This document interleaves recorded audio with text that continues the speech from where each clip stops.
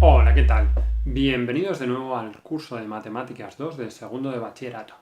Seguimos en el tema de matrices y en este vídeo vamos a presentar la noción probablemente más importante y que más implicaciones tendrá en cuestiones geométricas. Estoy hablando de rango de una matriz. Antes de dar una definición formal de rango de una matriz, veamos el siguiente ejemplo. Imaginemos que queremos resolver un sistema de ecuaciones sencillo como este. Este sistema puede representarse de forma matricial con una columna de incógnitas xz de esa forma que veis ahí.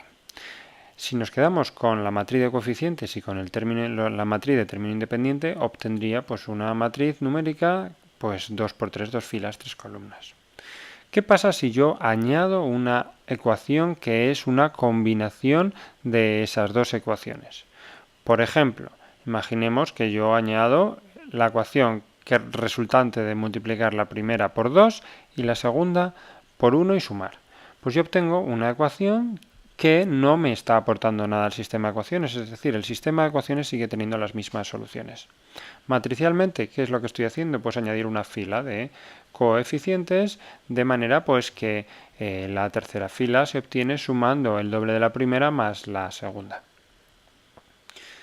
¿Qué ocurre? Que a la hora de resolver el sistema, pues la tercera fila la puedo quitar porque no está aportando nada. Las soluciones son las mismas si prescindo de esa fila.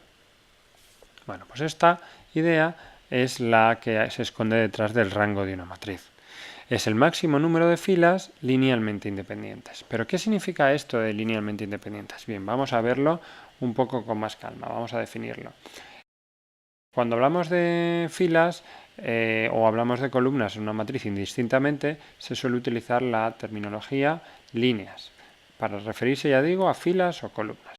Una línea se puede escribir como combinación lineal del resto si existen unos números lambdas, de manera que esa línea se escribe como lambda 1 por la primera línea, por la L1, más lambda 2 por L2, etc. Si ninguna de las líneas se puede escribir como combinación lineal del resto, las líneas se dirán linealmente independientes. El rango de una matriz es el máximo número de líneas linealmente independientes. Ocurre que da igual si calculamos el rango por filas o por columnas, que el número rango es independiente de cómo lo estemos calculando. Por eso se habla a veces de líneas y no de filas o columnas. Por ejemplo, imaginemos esa fila que tenéis ahí, esa matriz. Tiene dos filas, se puede obtener la segunda como el doble que la primera, pues entonces el rango es 1. ¿Qué pasa con esa matriz que tenéis ahí? Tiene tres filas y el rango va a ser 2. ¿Por qué? Porque la primera es la mitad que la segunda, pero la tercera es independiente de las dos primeras. No se puede escribir como combinación lineal de ellas. Rango 2. Vamos a poner un tercer ejemplo. Fijaos en la tercera columna. Se puede escribir como la segunda fila menos el doble de la primera. Eso significa que el rango sería 2. ¿Qué ocurre? Pues que en general a ojo pues hay muchas veces que mirar a ver si una fila es combinación lineal del resto no es sencillo. ¿Cómo se puede hacer? Bueno, pues va a haber una manera por determinantes que la veremos en el siguiente tema, pero en este pues, también podemos calcular el rango con el conocido método de Gauss-Jordan.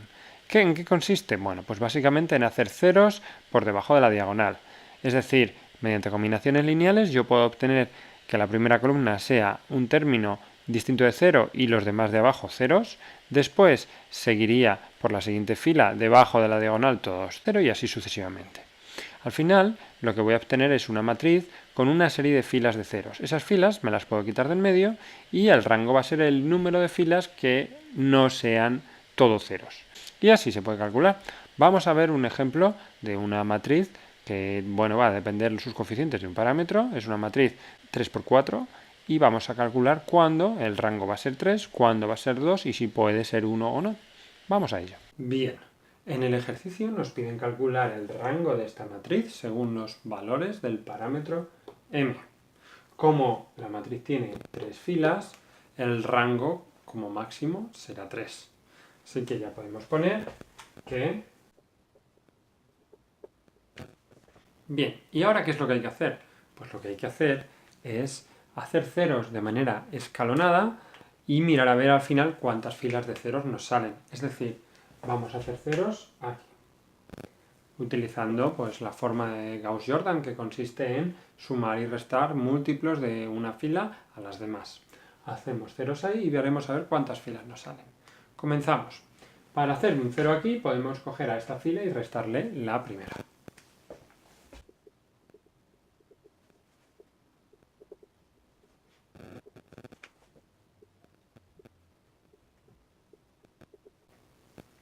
Y para hacer 0 aquí podemos coger a esta fila y restarle el doble de la primera.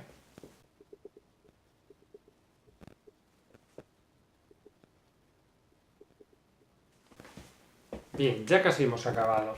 ¿Por qué? Porque se nos ha producido aquí otro 0, así que ya tenemos los 3 ceros que buscábamos. Y ahora tenemos que ver, como hay dos filas distintas de 0, necesariamente el rango como mínimo será 2.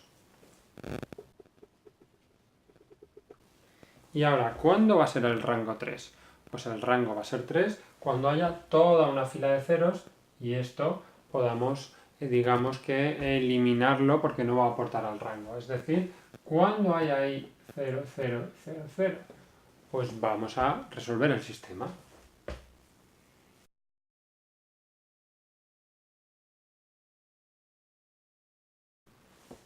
Es decir, que para que sea 0 toda esta fila, necesariamente el valor de m tiene que ser 3.